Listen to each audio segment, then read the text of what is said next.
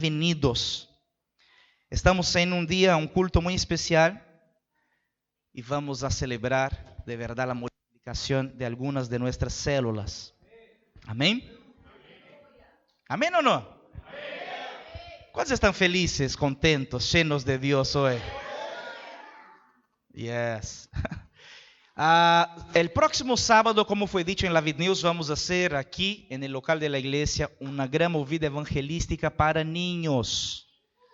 Para todos os niños da igreja, tanto em Capital, Quilmes e Avellaneda. Se vos sos padre, debes traer a su hijo e também seus amigos ou os amiguitos dele para que pueda disfrutar. Va a ser um tempo de juegos e também de evangelismo. Para julho está programado nosso primeiro encontro com Deus Kids del año. Então, este sábado, as hermanas estão organizando já para poder lançar, tirar la red y en nombre de Jesús ya alcanzar las primeras personas para poder estar llevando al encuentro en julio. Después vamos a divulgar la fecha del encuentro con Dios. Otra cosa importante, las inscripciones del retiro del campamento de jóvenes están ahí abiertas. Al final del culto, los jóvenes que todavía no se anotaron pueden buscar a Bruna. Ahí está Bruna. Hola Bruna, ¿qué tal? La Bruna. O Rodrigo. ¿Sos vos? ¿Dónde está la barba? ¿Se fue? Está guapo, ¿eh? ¿Soltero? ¿Sigue soltero? Sí, hermanas, Rodrigo está soltero. Pueden buscar al final del culto para hacer la inscripción o solo la inscripción. Está bien. Está bien, solo la inscripción. Gloria a Dios. Cierra tus ojos, vamos a orar. Liberar nuestro espíritu, nuestro corazón, nuestra mente para la voz del Señor en esta noche. Señor, queremos liberar nuestro corazón, nuestra mente, nuestro espíritu para oír tu voz. Proclama tu verdad, tu evangelio. Queremos oírte. Queremos oír con oídos de oír. Tu palabra dice que aquel que tiene oídos que oiga lo que el Espíritu dice a las iglesias. Y hoy queremos oír lo que tu Espíritu va a liberar y proclamar a esta iglesia para este tiempo, para esta oportunidad. Así será en nombre de Jesús. Diga conmigo, yo abro mi corazón y mi espíritu para oír lo que el Espíritu tiene para hablar hoy. Yo soy todo lo que Dios dice que yo soy. Diga, yo tengo todo lo que Dios dice que yo tengo. Y yo hago todo lo que Dios dice que yo hago. Amén. Vamos hoy a finalizar. La verdad, vamos a hacer dos cosas muy importantes. Vamos a finalizar. Vamos a entregar nuestra ofrenda radical que fuimos desafiados en el inicio de nuestra serie Provisión de lo alto, provisión de los cielos. Y también vamos a celebrar la multiplicación de 5 células. Multiplicamos 5 células. La verdad, multiplicamos 4, pero la quinta está agendada para multiplicar esta semana y así vamos a celebrar. Ya entra en el todo, ya vamos a celebrar la multiplicación de 5 células. Yo sé que para algunos hermanos multiplicación de células es una cosa muy natural, que ya han vivido eso hace muchos años. Para otros, multiplicación de células es una cosa completamente anormal, porque por la primera vez están pasando. Para mí, multiplicación de células, no importa si estamos multiplicando líderes nuevos o líderes ya experientes que están multiplicando varias veces. Lo que importa es que cada multiplicación es un motivo de alegría, es una conquista para nosotros como iglesia. El día martes estábamos en la casa de Ronald y Vicky. Están ahí Ronald y Vicky al fondo. Esta hermosa pareja ahí. Hola Ronald también. Bueno, se afeitó también. ¿Qué pasó con las barbas de los hermanos esta semana? Esta semana fue la barba de todos se afeitar. Estábamos ahí el día martes, el día que grabamos este video para la Vid News. Y es muy interesante. Durante la multiplicación, estábamos haciendo la multiplicación y me recordé una cosa muy linda. Nuestra iglesia aquí en Capital nació en este lugar. Estábamos en un grupo de más o menos 15 personas, o no mucho más que eso, 15, 20 personas. Y de 15 personas o 20 personas, Habían algunas sillas y estábamos como más o menos aquí, lo que se levanta pierde la silla. Pero tenemos padres que necesitan sentar, entonces algunos voluntarios van a dejar los padres se sentar y los hermanos van a ayudar. Aquí conmigo. Y yo les contaba, les compartía que comenzamos la iglesia ahí. Los que ya están a más tiempo se alegraron y se recordaron. Pero los que están llegando ahora pensaron, pucha, ¿cómo es posible? En un lugar tan chico, donde entra 15 personas, 20 personas nomás, ahora sermos una iglesia que estamos reunidos aquí en el mínimo 130, 140, 150 personas hoy, contando adultos, niños y embarazadas.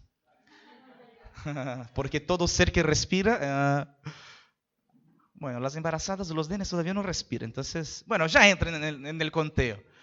¿Cómo es posible salir de un grupo tan chico, de 15, de 20 personas, y en algunos años llegar en un grupo como este? ¿Sabe por qué es posible? Porque edificamos iglesia con células que se multiplican una vez al año. Todos los años estamos multiplicando células. Por eso, semana de multiplicación es muy interesante, porque semana de multiplicación es la señal de que la iglesia está avanzando, de que seguimos creciendo y que si seguimos así, no hace falta ser explosivo. Hay muchos hermanos que quieren ser explosivos. Si somos explosivos está bien, pero yo prefiero ser constante, un año tras otro, haciendo lo mismo, multiplicando células, entrenando gente, levantando líderes, levantando obreros, anfitriones, y el próximo año seguimos haciendo lo mismo, y va a llegar un día que toda esta ciudad será tocada por el poder de un evangelio simple, por medio de predicadores simples y por medio de las casas, y así seguimos año tras año. Por eso hoy es un día muy especial, porque vamos a presentar 5 nuevos líderes, vamos a presentar nuestros obreros, y eso es señal de lo que Dios está haciendo en medio de la iglesia. ¿Cuántos se alegran conmigo? Aleluya. ¿De verdad te alegras con eso, con el crecimiento, el avance de la iglesia? Bueno, si te alegras conmigo, invítote a abrir su Biblia o leer en la pantalla, la proyección. 1 Corintios capítulo 3.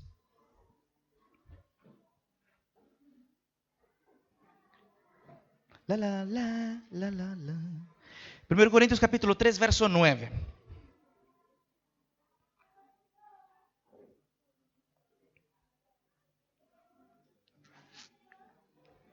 Primero Corintios capítulo 3, verso 9. Escúcheme, los hermanos que tienen Instagram, yo te invito a predicar conmigo. Te invito a predicar conmigo. Pastor, ¿de qué manera? Colocando por ahí frases que Dios está marcando o algo que quemó en su corazón. Comparta con tus compañeros de Instagram y así podemos juntos aumentar el avance y el alcance de la predicación del Evangelio. ¿Está bien? Siempre coloco el Instagram de la iglesia en la pantalla, así que los hermanos pueden tomar sus fotos, predicar conmigo y marcar la iglesia. Y así vamos divulgando y anunciando el Evangelio en las redes sociales. 1 Corintios capítulo 3, verso 9, dice: en efecto, nosotros somos colaboradores al servicio de Dios. Diga conmigo, colaboradores al servicio de Dios.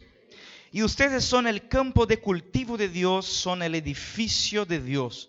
Según la gracia que Dios me ha dado, yo como maestro constructor eché los cimientos y otro construye sobre ellos.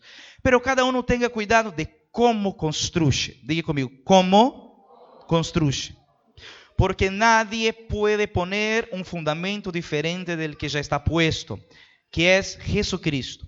Si alguien construye sobre este fundamento, ya sea con oro, plata y piedras preciosas, diga oro, plata y piedras preciosas, o con madero, heno y paja, su obra se mostrará tal cual es, pues el día del juicio la dejará al descubierto. El fuego la dará a conocer y pondrá a prueba la calidad del trabajo de cada uno. Diga, calidad. Si lo que alguien ha construido permanece, recibirá su recompensa. Pero si su obra es consumida por las llamas, él sufrirá pérdida. Será salvo, pero como quien pasa por el fuego. Hoy yo quiero hablar de obra de Dios. El tema, el título de este mensaje es Colaboradores de Dios. Esta semana, hace algunos días, estaba charlando con un hermano aquí de la iglesia. Recién se bautizó, nuevo convertido, y él me hizo una pregunta muy interesante. Me dijo: pastor, yo soy de una familia muy tradicional de la iglesia católica, muy tradicional. Y en la iglesia católica siempre aprendimos que para ser salvo necesitamos creer y hacer buenas obras. Entonces, normalmente nosotros, cuando éramos de la iglesia católica, pensábamos en ayudar a los pobres, pensábamos en, por ahí, hacer algún tipo de obra de caridad, levantar ofrendas, levantar cosas para poder ser salvos. Yo, desde cuando llegué en la vida, me enteré que nosotros no somos salvos por obras, somos salvos por la fe. Y yo le dije: eso es verdad. Pero, ¿en qué lugar están las obras? ¿Las obras tienen algún lugar? ¿Existe algún lugar para las obras dentro de la visión del Evangelio? Y durante el curso de madurez, la semana anterior, una hermana también del curso que está aquí, me hizo la misma pregunta: pastor, la Biblia dice sobre obras, al final, ¿qué son obras? ¿Qué es la obra? Yo sé que hablamos mucho de la obra de Dios. Queremos ser usados o instrumentos en la obra de Dios. Pero, ¿qué es la obra de Dios? O más, ¿qué lugar tiene la obra de Dios en nuestras vidas? ¿O quién puede participar de la obra de Dios? Es muy interesante que este capítulo de Corintios 3, el apóstol Pablo toca justo sobre eso. El apóstol Pablo dice que nosotros somos colaboradores al servicio de Dios en su obra. Colaboradores al servicio de Dios en su edificio. Entonces, yo quiero hablar sobre eso. Para iniciar, yo quiero leer un texto muy interesante que está en Efesios capítulo 2.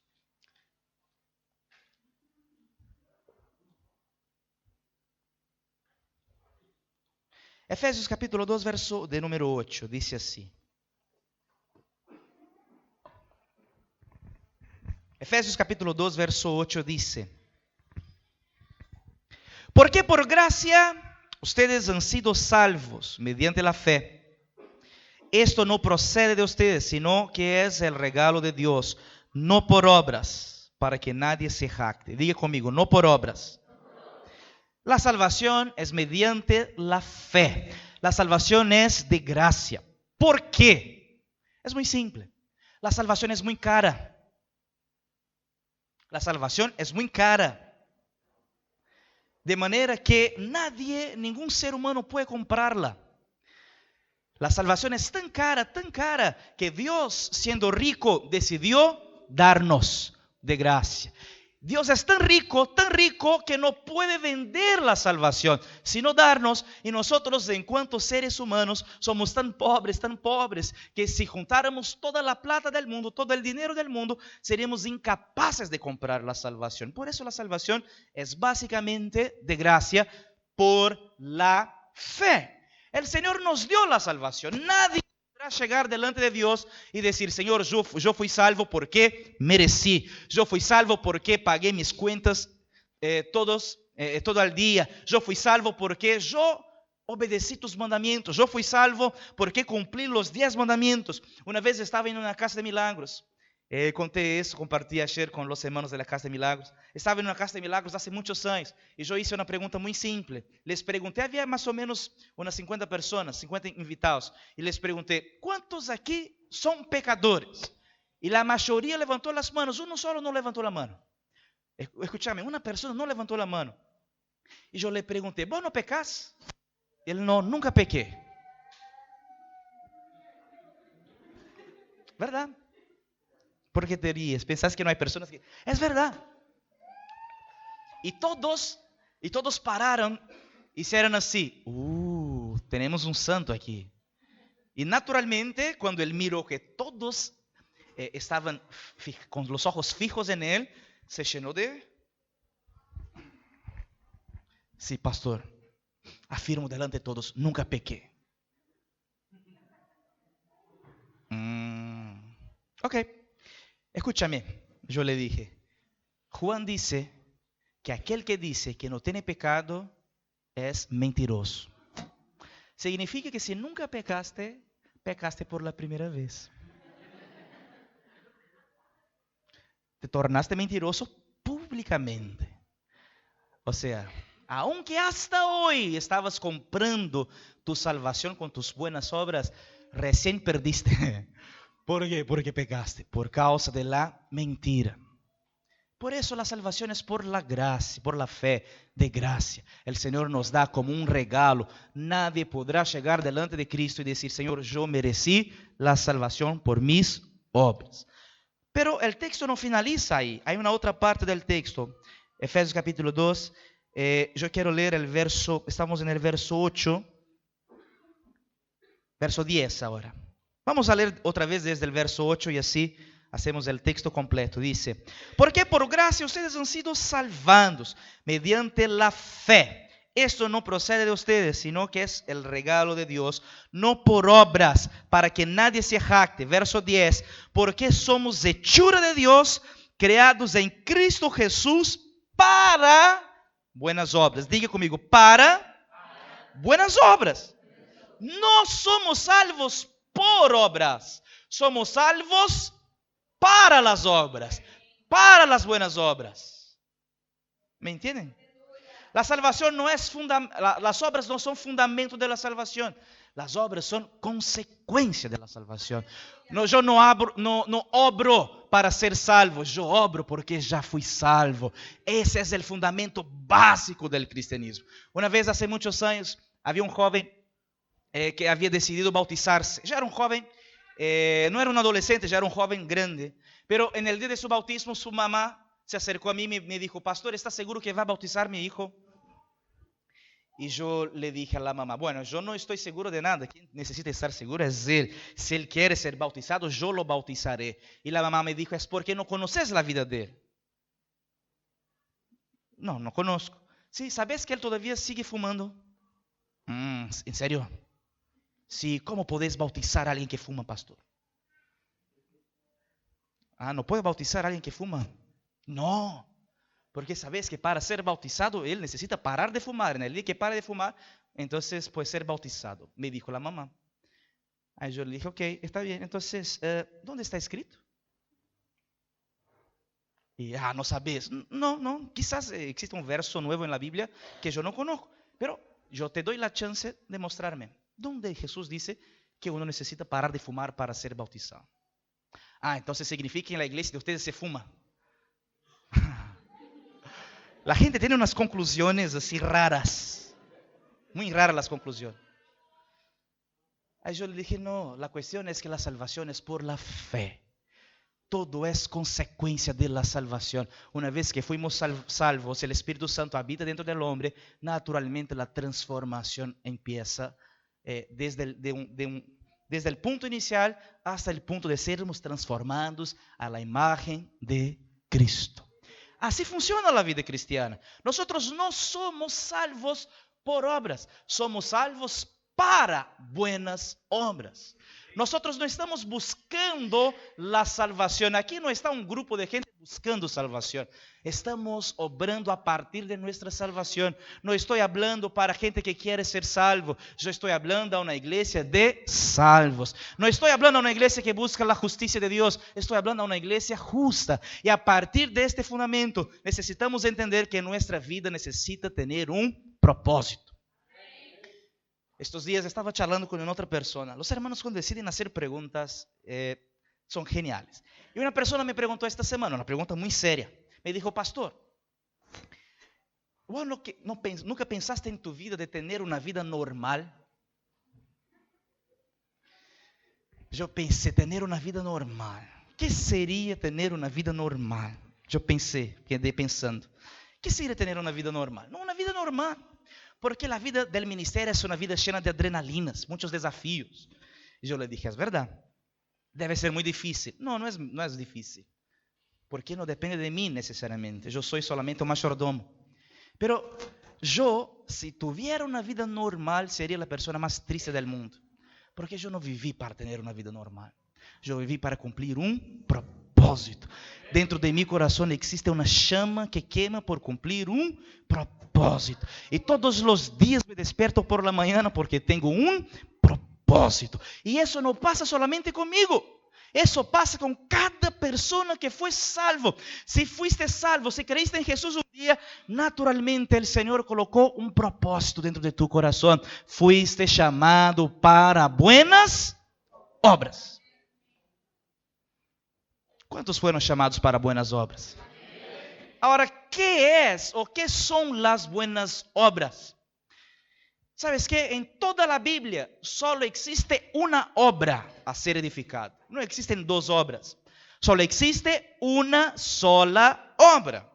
Y la obra está en Mateo capítulo 16, verso 18.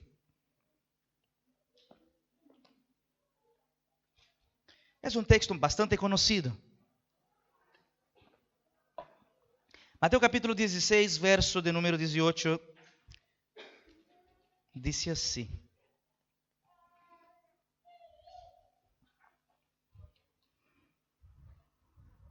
Vamos a leer desde el verso 13 para ver el contexto completo. Mateo 16, verso 13 dice: Cuando llegó a la región de Cesarea de Filipo, Jesús preguntó a sus discípulos: ¿Quién dice la gente que es el Hijo del Hombre?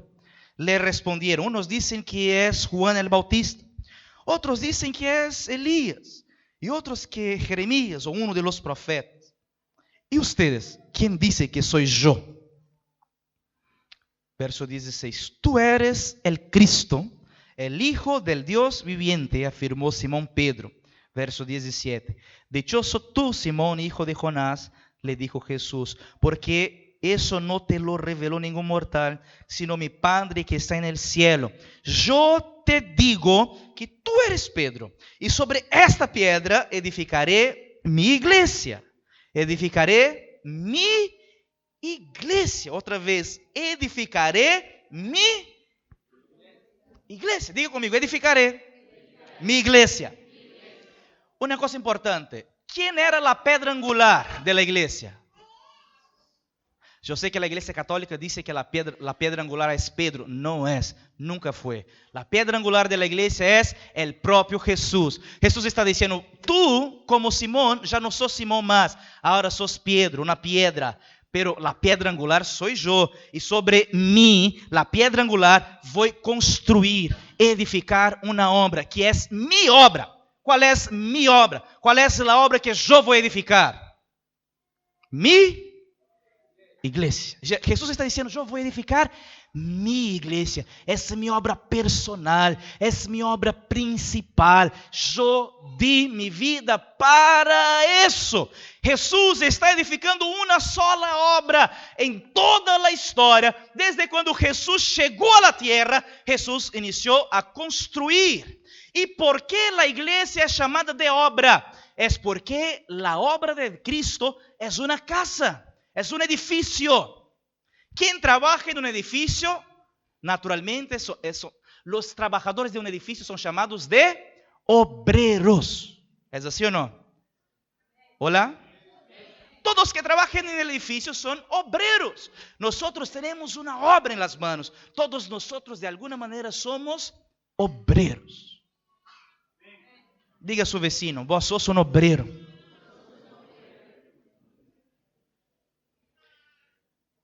¿Por qué somos obreros? Porque estamos todos participando de la misma obra. ¿Cuántos obreros tenemos aquí? Aleluya. Una iglesia de obreros. Todos estamos participando de una sola obra. Escúchame lo que voy a decirte con corazón de amor. Si la obra que vos estás edificando no es la iglesia, no estás edificando la misma obra de Jesús. Entiéndame. Si tu vida, la iglesia, no es la obra principal, no estás edificando la misma obra de Jesús. Porque Jesús no vino a edificar otra cosa, sino iglesia. ¿Qué estás haciendo con tu vida? ¿Qué estás haciendo con los años de tu vida? ¿Qué estás haciendo con su energía? ¿Qué estás haciendo con su potencial? ¿Qué estás haciendo con los dones que Dios colocó en tu corazón? Si los dones que Dios colocó en tu corazón, si los planes que Dios puso en tu corazón no son para edificar la misma obra de Jesús, escúchame, un día te vas a enterar que tu vida fue un gran desperdicio. Tu vida fue un desperdicio de potencial. Todos fuimos llamados para colaborar en la obra de la edificación de la iglesia. Parece severo lo que estoy diciendo, pero eso es verdad. Esta semana me llamó un hermano muy precioso, Chileno Vergara. ¿Cuántos lo siguen por las redes sociales? A ver. Bueno, algunos hermanos. ¿Quién es Chileno Vergara? Chileno Vergara es un amigo hace algunos años ya y es un gran evangelista. Chileno Vergara es un evangelista. Él por muchos años trabajó con un otro gran evangelista que se llama Reinhard Bonk. Reinhard Bonk es conocido como el mayor evangelista del siglo después de Billy Graham. Reinhard Bonk hace cruzadas en África y se convierte normalmente en miles de personas. La mayor cruzada hecha por Bonk se convirtió 2,5 millones de personas en un final de semana. La mayor cruzada hecha por Bonk se convirtieron 2,5 millones de personas en un final de semana. Después, si podés entrar en YouTube y buscar Reinhard Bonk, vas a ver miles y miles y miles y miles y miles y miles y miles de personas, miles y miles y miles de personas. Normalmente él tiene que venir de helicóptero porque no da para entrar por causa de la multitud. La multitud se junta faltando días para poder estar cerca de la plataforma. Chileno Vergara servía este ministerio. Y cada cruzada que ellos hacían en África eran programadas con un año de anticipación. Un año. Empezaban a divulgar y a trabajar con un año de anticipación. Y un año después, el chileno regresaba a los lugares que se hacían la cruzada para poder ver los frutos de la cruzada. ¿Y sabe cuál fue su gran frustración? Su gran frustración fue que después de un año los resultados eran muy pocos. Eran muy pocos. Porque se hacía una gran movida, una gran suma de plata, un gran esfuerzo, gran energía, y después los resultados eran pocos. Entonces él empezó a orar y dijo, y eso ya me contó algunas veces, y dijo, necesito hacer lo mismo de manera diferente. Y entonces se conectó con nosotros con la viña. Y a partir del momento que se conectó con la viña, su manera de plantar iglesias se transformó completamente. ¿Qué él hace hoy? Normalmente él va a países perseguidos, él está plantando iglesias hoy en Corea del Norte, Pakistán, y hay otros países que terminan con an, que son muchos, Kirguistán, Pakistán, y un montón de stands ahí. Afganistán, tenemos iglesias en Afganistán. Y él llega, y él me dijo que llega en el país, no conoce a nadie. Entonces, ¿qué él hace? Llega en el país, cuando llega en el país busca el primer taxista. Y él comienza a andar con el taxista y predica el evangelio. Si este taxista se convierte, ese taxista después se torna su principal compañero para la evangelización del país. Si ese taxista no se convierte, él busca otro. Y sale de taxista hasta la primera conversión. Cuando se convierte un taxista, él contrata al taxista y ese taxista empieza a caminar con él por la ciudad, por el país, hasta encontrar alguna ciudad que sea abierta al evangelio. Llega en la ciudad, empieza a predicar el evangelio en plazas públicas. En algunos lugares él entra en templos hindús y empieza a predicar en templos hindús y se convierte en personas. Cuando se convierten las primeras personas, él separa a estas personas y forma los primeros líderes. Después que forma los primeros líderes, entonces programa su primera cruzada. Y normalmente en un espacio de un año hace su primera cruzada. Y después que hace su cruzada, miles de personas se convierten. Bautiza muçulmanes. Wow, eso es lindo. Muçulmanes son bautizados. Y bautiza a estas personas, las entrena y abre células. Y las células empiezan a crecer y a multiplicarse. Y así ya plantó iglesia en 5 países perseguidos. Su meta son 40. Quiere plantar 40 iglesias en los 40 principales países perseguidos del mundo. Él estuvo aquí el viernes, estaba de conexión, me llamó y me dijo, che, queremos charlar, vamos a sentarnos, charlar. Junté a un grupo de líderes para oírlo. Y yo fui muy edificado. Aquí conmigo, no se distraigan. eu fui muito edificado, porque estamos multiplicando 5 células. Para mim é um motivo de muita alegria. Pero quando eu escuto testemunhos de pessoas que fazem algo muito maior, eu me sinto desafiado. E ele começou a contar-me suas histórias, seus testemunhos, e eu pensei, puxa, eu necessito ir muito mais rápido. E uma coisa que ele me dijo, que é o mesmo que eu he sentido em meu espírito, e eu he escuchado os profetas proclamarem lo mesmo. Ele me dijo, escúcheme uma coisa, chegou o tempo de la aceleração de los tiempos. Vamos a ver mucho más frutos de manera mucho más rápida. Y yo le dije, eso es verdad porque estoy con esta sensación en mi corazón.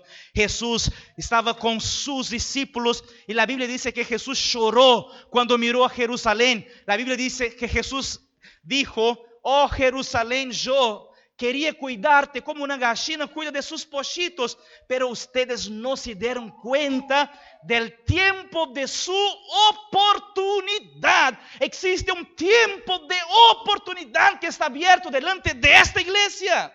Yo no quiero llegar en 10, 20, 30 años después llegar y pensar, pucha, perdimos el tiempo de nuestra oportunidad. No, yo quiero aprovechar el tiempo de nuestra oportunidad. Estamos delante, yo creo, del principal y mayor avivamiento de la historia. El avivamiento que va a preparar la iglesia para recibir a Jesús. Por eso, hermano, hoy es un día, yo quiero exhortarte en amor, invitarte, desafiarte a colocar su vida, a hacer de su vida un verdadero propósito. Un propósito, y no perder nuestros días. Ahora, sobre los cimientos, Pablo dijo, yo coloqué a Jesús como cimiento y nadie puede colocar otro cimiento, pero sobre el cimiento cada uno vea cómo construye. El cimiento es Jesús. Yo quiero leer algunos textos aquí para mostrar cómo funciona la edificación de la iglesia, ¿ok? Efesios capítulo 2, verso 20. Essa é a sequência do texto que estávamos lendo. Efésios capítulo 2, verso 20.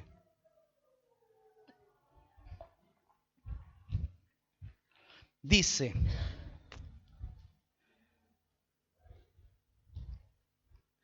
Efésios capítulo 2, verso 20 dice: edificados sobre el fundamento de los apóstoles y los profetas, siendo Cristo Jesús mismo la piedra angular. Diga, Jesús es la piedra angular. Pablo dice que Jesús es el cimiento. Jesús es la piedra angular. Y 1 Pedro capítulo 2, verso 5.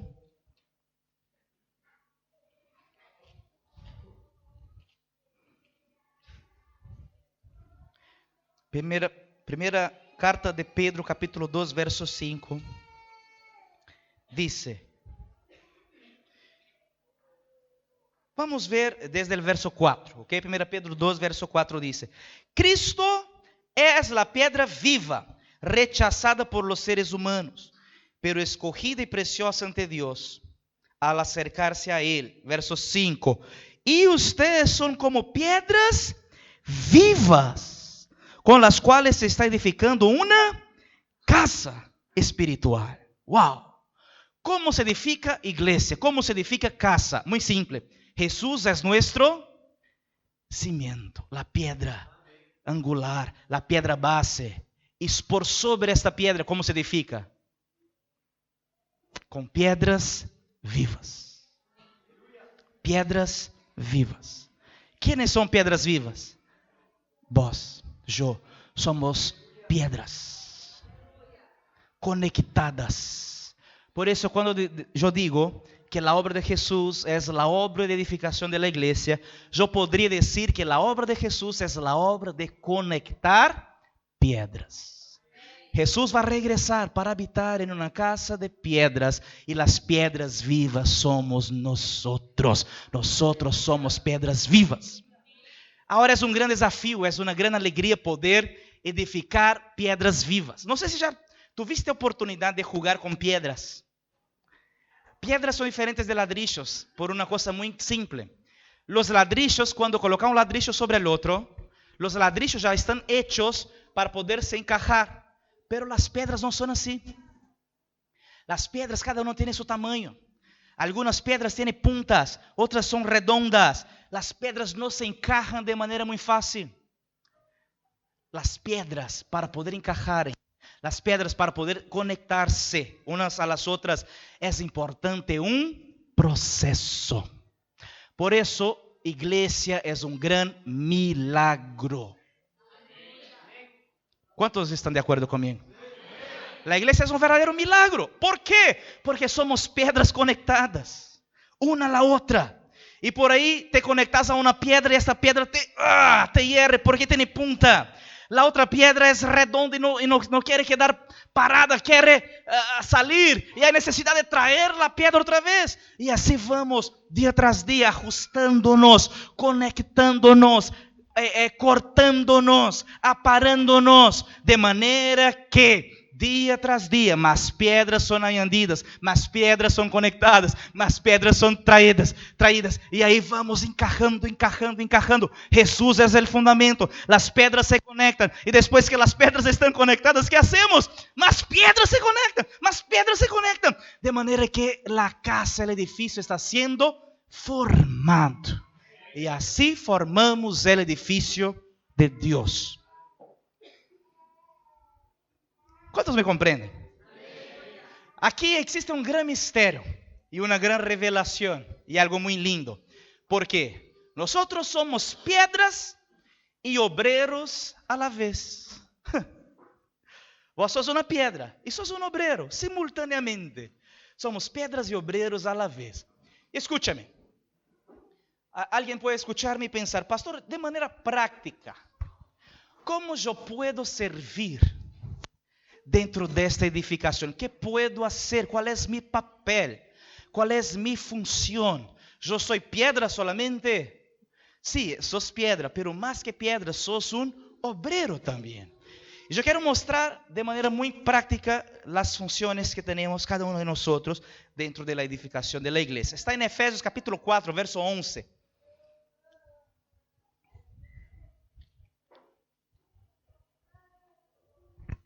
Efesios capítulo 4, verso 11. Vamos a leer desde el verso 10. Dice así. Cada uno ponga al servicio de los demás el don que haya recibido. Diga conmigo, don. Dios te dio un don. Y tu don sirve para ¿qué? Según el texto, para estar a disposición de los demás. ¿No es eso que está escrito? Cada uno ponga al servicio de los demás el don que haya recibido. Dios entregó un don. Y nosotros necesitamos administrar fielmente la gracia de Dios en sus diversas formas.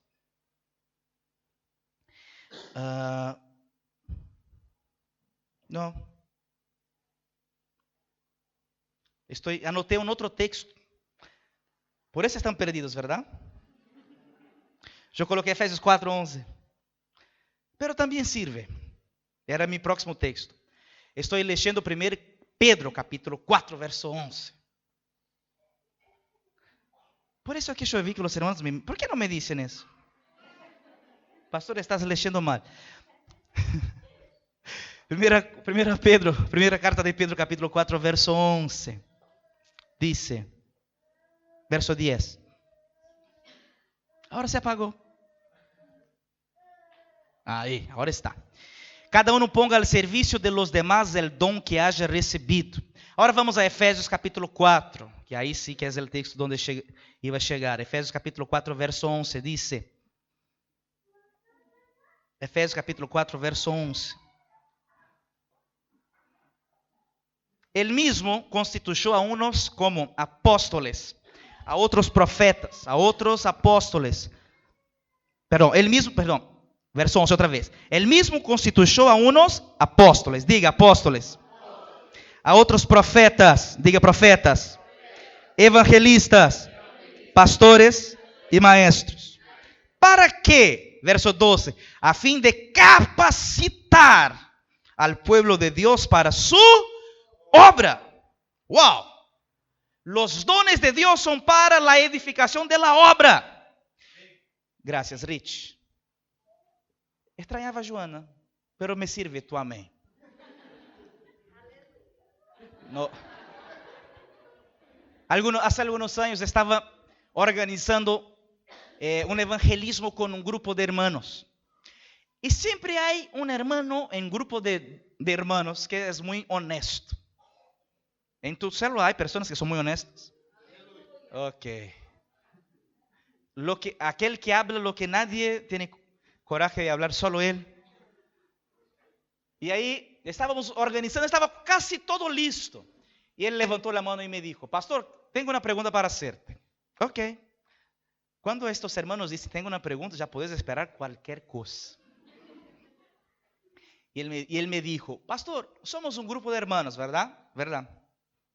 De todos nosotros, solo usted recibe sueldo, salario de la iglesia, ¿verdad? ¿Verdad? Si vos sos el único que recibe salario de la iglesia, ¿por qué querés que nosotros trabajemos?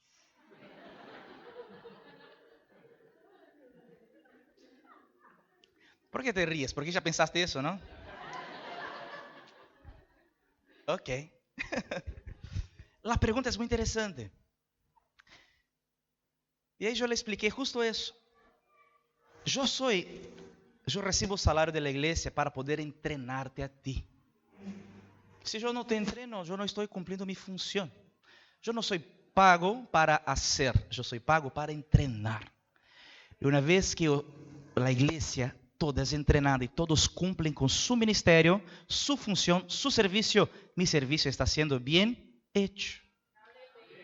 Pero hay personas que piensan que el pastor es el superstar, tiene que visitar 1000 personas, tiene que aconsejar 1000 personas, tiene que evangelizar. No, esa no es la función del pastor. El pastor y los presbíteros de la iglesia son entrenadores. Y cuando yo estoy entrenándote, activando tu don, y cuando tu don es activado y pasas a obrar, y todos obramos en mutua cooperación, significa que mi papel está siendo bien ejecutado. Y aquí el texto dice que tenemos 5 dones, 5 herramientas.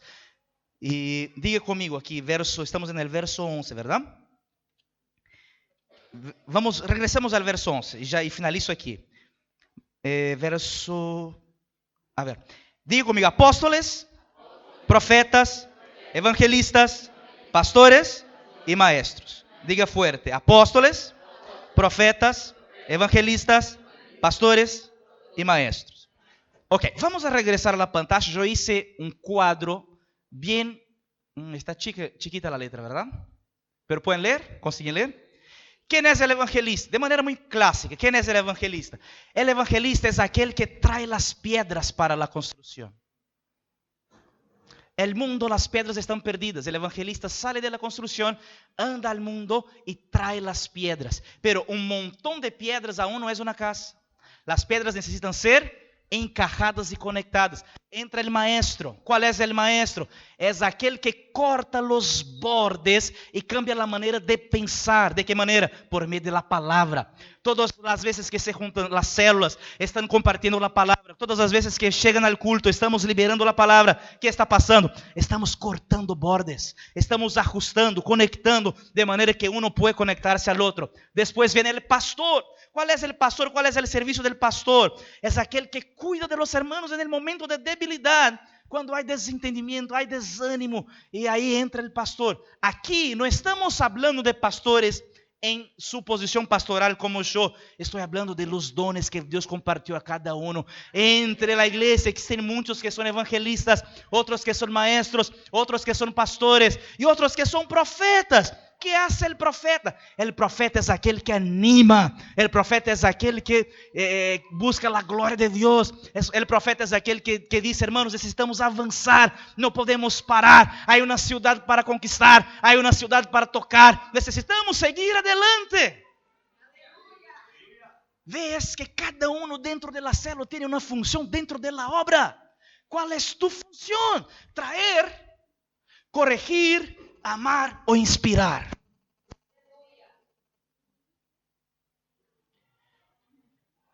¿Cuál es tu don? ¿Cuál es tu herramienta para poder edificar la iglesia? Para entender eso de manera clara, vamos pensar dentro de la reunión de la célula. Dentro de la reunión de la célula, ¿ok? ¿Quién es el evangelista dentro de la reunión de la célula? El evangelista es aquel que llega al final de la reunión y dice así, escúcheme, wow, la reunión hoy fue genial. ¿Por qué? Tuvimos 3 invitados. Ese es el evangelista. ¿Qué dice el maestro? La reunión de la célula hoy fue genial. ¿Por qué? Porque todos comprendieron la palabra. Se dieron cuenta cómo la palabra fue liberada con vida. ¿Viste que todos compartieron?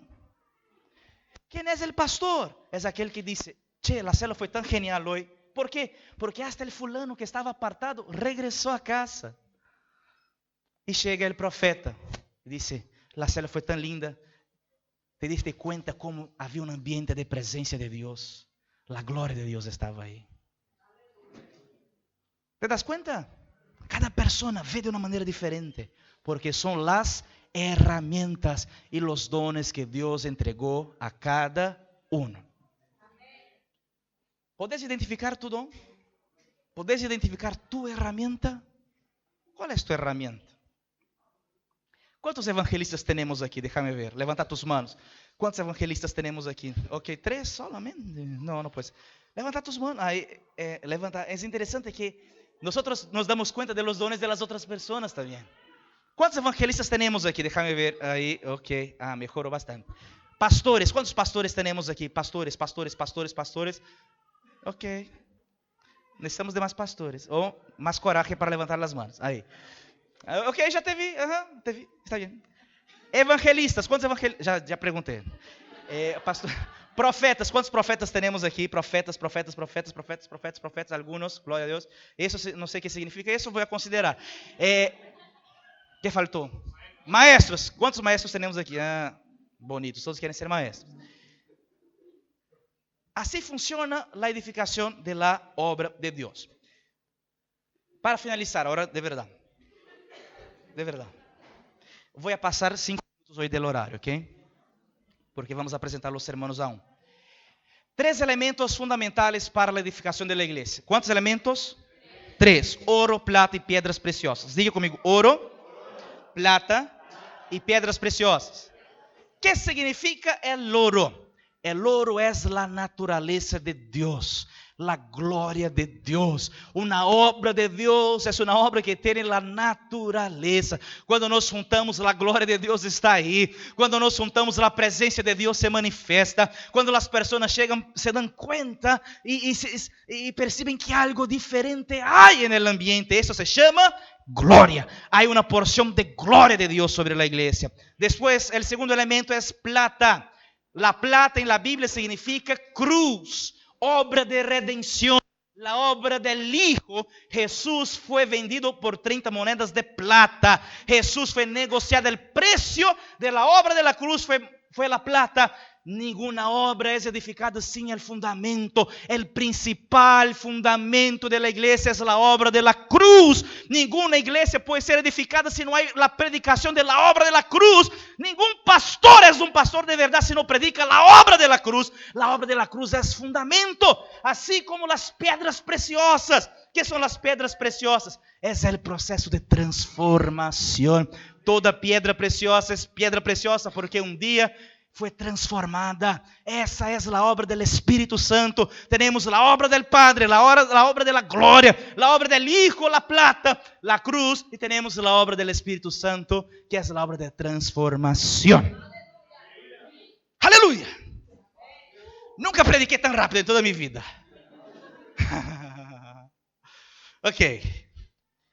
Ahora, dentro de toda... ¿Cuántos me comprenden hoy, hermanos? ¿Me están comprendiendo de verdad? Gracias a Dios. Pero en toda obra existe una cosa que se llama columnas. Podemos seguir. Apocalipsis capítulo 3, verso 12 dice: al que salga vencedor, lo haré columna del templo de mi Dios. Toda obra tenemos columnas. ¿Qué son columnas? Son personas que Dios levanta para sostener la obra. La Biblia dice que en el reino tendremos columnas. ¿Sabe qué creo yo? Yo creo que las columnas de Dios en el reino serán las personas que decidieron ser columnas de Dios hoy. Todos somos piedras, pero existen piedras que son columnas. Dentro de una iglesia en células, nuestros líderes se tornan columnas de la edificación. Yo quiero invitar que suban aquí a la plataforma los nuevos 5 líderes, las nuevas 5 columnas de la iglesia. Pueden subir los que son casados, pueden subir con sus parejas, ¿ok? Vamos a iniciar. Yo quiero invitar, vamos a iniciar por las células de adultos. Yo quiero invitar a Ricardo Medina y su esposa. ¿Está ahí? Está en los kids. Está bien.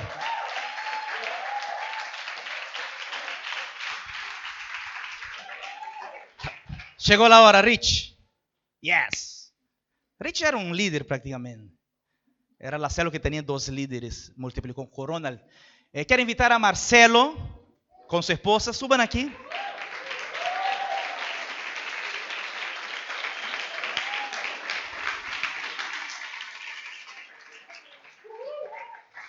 La célula todavía no se multiplicó, pero va a multiplicar esta semana. Entonces ya vamos a celebrar. Quiero invitar aquí de Capital la célula de jóvenes que se multiplicó, el nuevo líder, Venancio.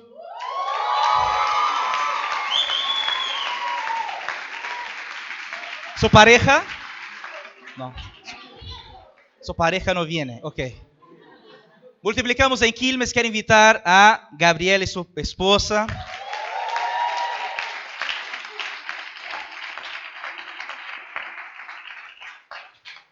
Tranquilo, hermano. No vamos a acelerar los tiempos. Vino. Ok. Apareció. Y Avellaneda estamos multiplicando na célula. Multiplicamos en Avellaneda. Estamos por acá. ¿Dónde está Dante? Aquí. Estoy buscando aquí. Es porque, no, la verdad, mira cómo está bonito. Los hermanos de Avellaneda hoy están en toda la fila. Estamos multiplicando la célula en Avellaneda. Yo quiero invitar a Alex con su pareja.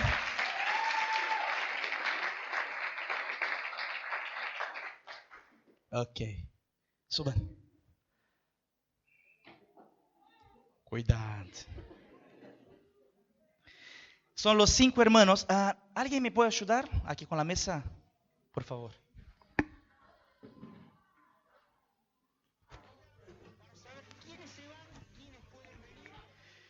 Estos hermanos, Alex, Gabriel, Venancio, Marcelo y Richie, son los nuevos 5 líderes que levantamos durante esta semana. Son nuevas columnas que Dios estableció en esta iglesia. Sean muy bienvenidos, hermanos, a todos los 5. Yo creo que esta promesa es la promesa para las columnas. Existen promesas que son para la iglesia, pero existen promesas que son para columnas. Los que son columnas de Dios hoy, estoy seguro que serán columnas en el reino. Hay personas que preguntan, pastor, en el reino de Dios todos seremos iguales. No, habrá distinción. La recompensa es diferente. Es diferente. Los que entregaron sus vidas, la Biblia dice que aquel que entrega su vida, que pierde su vida aquí, ganará su vida en el reino. Si Jesús dijo, yo creo. Yo creo. Quiero presentar nuestros obreros. Quiero invitar que venga Gustavo Jiménez y su esposa.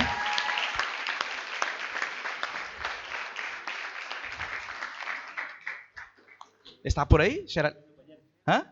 Cambiando pañal, no hay problema.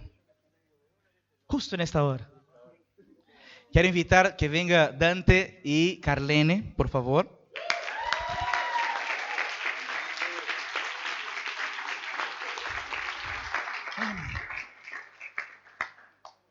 Geraldi.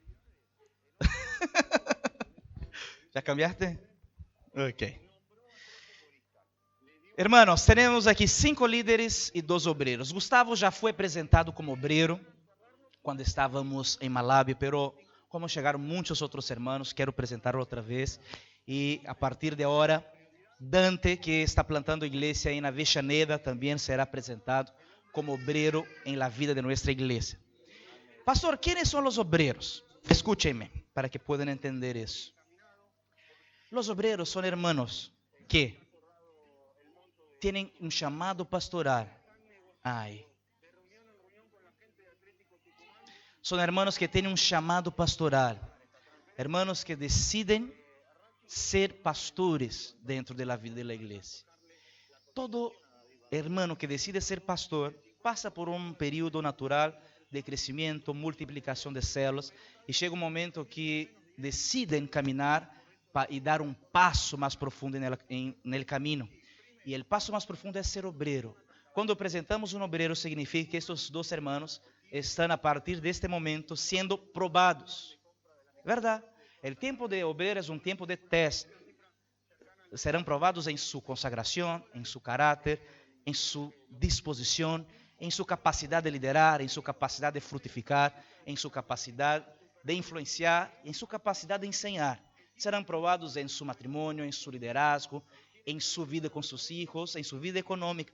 Nuestros obreros durante entre 1 a 2 años estarán pasando por un tiempo de pruebas. Y después de ese periodo, en nombre de Jesús, estaremos haciendo la ordenación pastoral. ¿Qué es la ordenación pastoral? Es cuando llegamos delante de la iglesia y decimos, estos obreros fueron aprobados. Y a partir de este momento ya no son más obreros, se tornaron pastores. Aquí en nuestra iglesia tenemos hoy 3 pastores. Pastor Everton, pastor de jóvenes, mi esposa, pastora Flávia, pastora de niños, y yo soy el pastor de la iglesia. Estos hermanos ahora son obreros de Avellaneda y obreros de Quilmes, y pronto serán pastores dentro de la iglesia. En nombre de Jesús. Si ustedes que están me escuchando ahora tienen deseo, vocación, llamado pastoral y quieren ser pastores en esta iglesia, les aseguro una cosa: hay espacio para todos. En nombre de Jesús, cuando estemos ordenando a los 2, estaremos presentando a otros obreros más. ¿Y sabe cuándo vamos a parar de presentar líderes, presentar pastores y obreros? Cuando Jesús regresar para raptar su iglesia. Enquanto Jesús não venga para raptar sua igreja, seguiremos levantando líderes, seguiremos apresentando obreiros, seguiremos ordenando pastores. E assim será. Vamos a colocar-nos todos de pie em nome de Jesus. Quero invitar os demais presbíteros que subam naquela plataforma para orar por estes hermanos, nossos novos líderes e nossos obreiros. Levanta suas manos. Vas a levantar su mano como profeta y vas a bendecir nuestros líderes y nuestros obreros y declarar que la gracia de Jesús se manifestará sobre ellos en nombre de Jesús. Señor, como iglesia queremos presentar Gustavo, Geraldine, Señor, Carlene y Dante. Queremos colocar delante de ti nuestros obreros.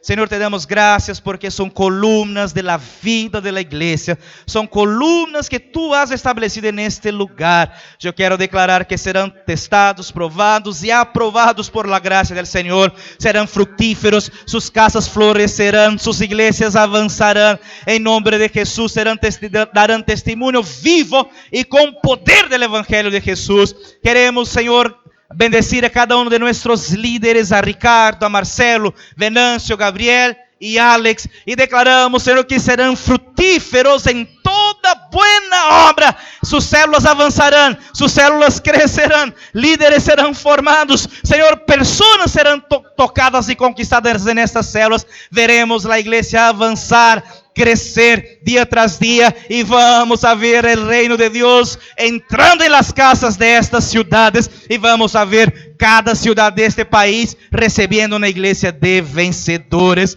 en nombre de Jesús, en nombre de Jesús. Diga conmigo, como iglesia, bendecimos a nuestros líderes y nuestros obreros y profetizamos que será un tiempo de crecimiento, de avance, de frutificar. Serán establecidos como columnas en esta iglesia y el Señor recompensará como columnas en el reino de Dios. Declaramos que no faltará unción, provisión, sabiduría, y que la gracia será transbordante, desbordante en la vida de estos hermanos. En nombre de Jesús. Ahora dile a la persona que está a su lado así. Dile a esa persona que está a su lado. Cuidado. Porque vos serás el próximo líder de esta iglesia. Aplauda a Jesús fuerte. Aleluya. Aleluya. Vamos tomar una foto aquí. Todos os líderes, obreiros e presbíteros juntos.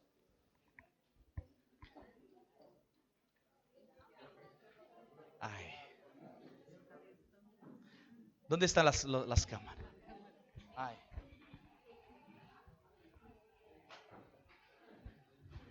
Para. Flávia, mi amor, vení.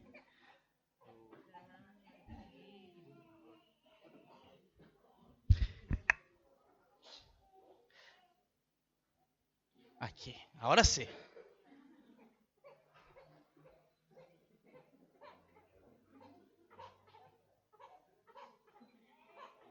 Aleluya, gracias, hermanos. Para finalizar el culto, muchas gracias, hermanos, ya pueden regresar a sus lugares. Para finalizar nuestra reunión, pueden sentar por 5 minutos.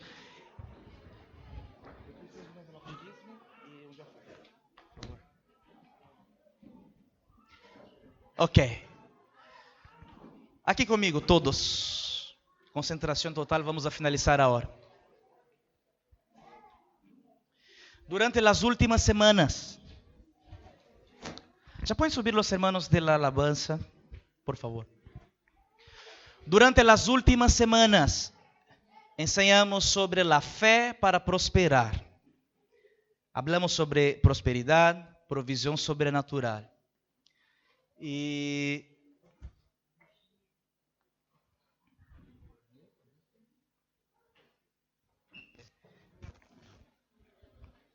hicimos um desafio. Qual desafio? De que hoje pudieran trazer a maior ofrenda de sua vida. A maior ofrenda de sua vida. E durante estes dias eu estive orando por minha ofrenda. Sempre que temos desafios de ofrenda, eu quero ser aquele que dá mais. Aquele que ofrenda mais. Já di algumas ofrendas muito altas aqui nesta igreja. Pero quando vino o chileno, el Vergara, que estava compartilhando com vocês aqui, e escuché lo que ellos estaban haciendo y el valor de su obra. Él me dijo una cosa, me dijo: pastor, todos los días de mi vida, hermanos, necesito aquí que se concentren ahora, me escuchen, después vamos a entregar los sobres, ¿ok?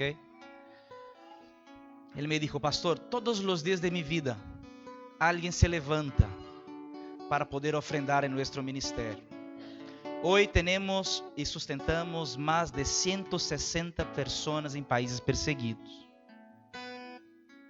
Eu escuché eso y pensé: wow, y nosotros con dificultad de comprar 20 sillas. Este viernes yo entré en una crisis personal conmigo, diciendo: Señor, nuestra iglesia no puede ser tan poco generosa como es. Necesitamos definir nuestra vida econômica de uma vez. De uma.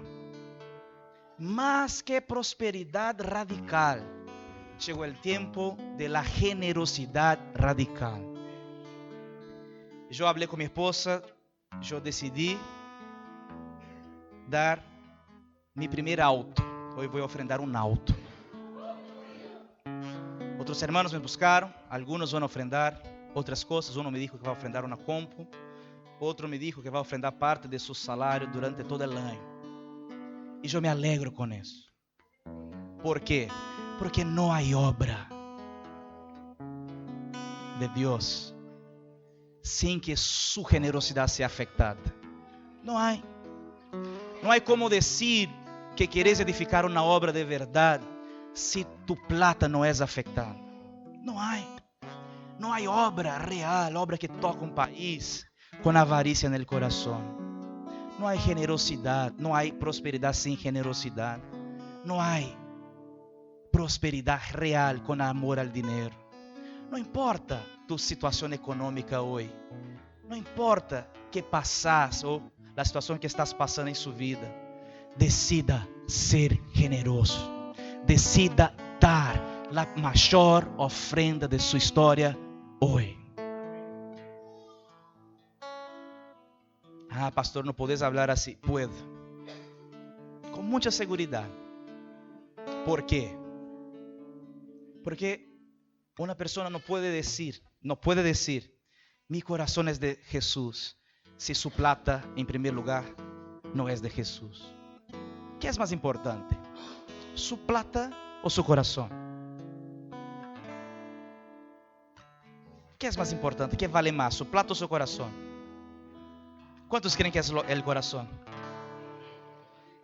¿Cuántos entregaron su corazón para Jesús? Si entregaste tu corazón para Jesús, que es el más valioso, ¿por qué no puedes entregar su plata? Que vale menos. Si vos no entregaste tu plata, significa que no entregaste tu corazón aún. Llegó el tiempo de ser desafiado. Estoy aquí como profeta de Dios para desafiarte. Entregue la mayor ofrenda de su vida. Entregue la mayor ofrenda de su vida. Tenemos 2 sobres aquí, ¿ok? Los sobres de diezmo están al fondo. Los hermanos que son diezmistas ya pueden salir y buscar su sobre de diezmo, que es este chiquito. Y tenemos este sobre blanco, que es el sobre de la ofrenda especial. Este sobre ya entregamos, pero por ahí, si hay alguien hoy que está sin el sobre blanco de la ofrenda especial, puedes levantar sus manos ahora, que vamos a entregar a todos los hermanos que están sin su sobre especial. Vamos a colocarnos todos de pie. Vamos a ministrar al Señor. Mientras ministramos al Señor una canción, podés ir a buscar su sobre de diezmo y agarrar su sobre de ofrenda. Pero una cosa te digo, no salga sin ofrendar y diezmar hoy. No salga, pastor, no traje plata. Entrega cualquier cosa. Entrega lo que sea. Pero entrega algo al Señor. No pierda la oportunidad de entregar su ofrenda hoy en nombre de Jesús. Amén. Vamos a celebrar a Jesús. Vamos.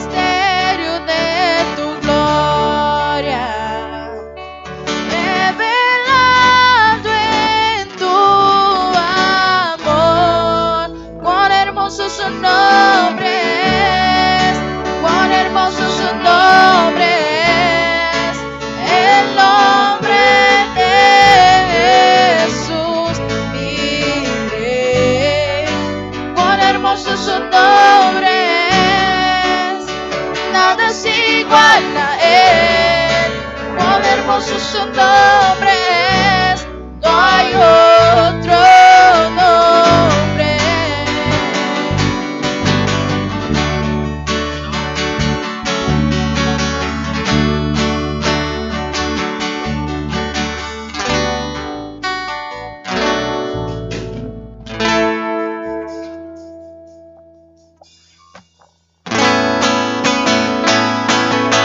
Aleluya.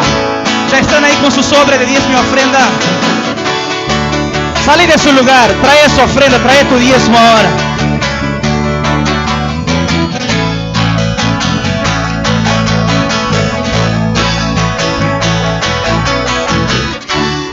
Aleluya, vamos a sembrar celebrando al Señor.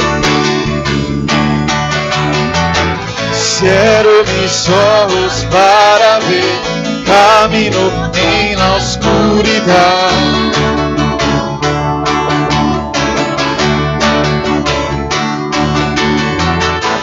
Anhelo por tu luz en mí, guiándome tu voluntad.